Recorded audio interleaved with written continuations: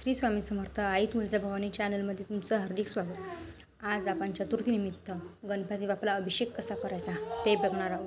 तर मी सर्वात आधी पंचामृताने गणपती बाप्पाला अभिषेक करून घेतला। त्याच्यानंतर अभिषेक पात्रामध्ये गणपती बाप्पाला ठेवलं, वरतून गळती लावली। गळतीमध्ये शुद्ध जल आहे जे की आपल्याला तीर्थ म्हणून नंतर प्यायचं आहे। अशा प्रकारे गळती मारून गणपती बाप्पाला त्याच्यात ठेवलं। अशा प्रकारे गळती लावून तामणामध्ये गणपती बाप्पाची मूर्ती ठेवायची, शुद्ध जलाभिषेक करायचा।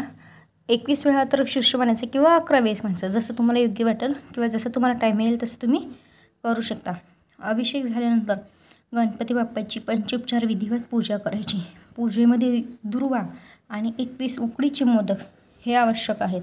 नाही उकडीचे मोदक करणं झाले तर तुम्ही आपल्या साध्या मोदकमध्ये गूळ आणि खोबरं घालायचं, ते उकडून घ्यायचे। अशा प्रकारे सुद्धा उकडीचे मोदक करता येतात। अभिषेक करताना समोर आणि पूजा करताना सुद्धा तुपाचा एक दिवा लावायचा। अशा प्रकारे अभिषेक करून घ्यायचा।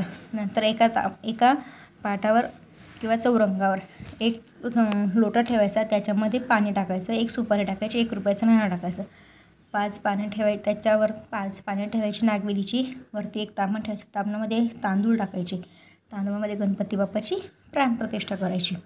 साईडच उजव्या हाताला किंवा डाव्या म्हणजे जशी जागा भेटली तसे एक चंद्र काढून घ्यायचा तांदूळाचा।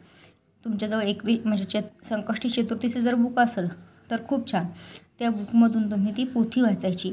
21 मोदकांचा नैवेद्य करायचा, धूपदीप ओवाळायचा, पंचाआरती करायची, एक कणी सामान मांडायचं। अशा प्रकारे पूजा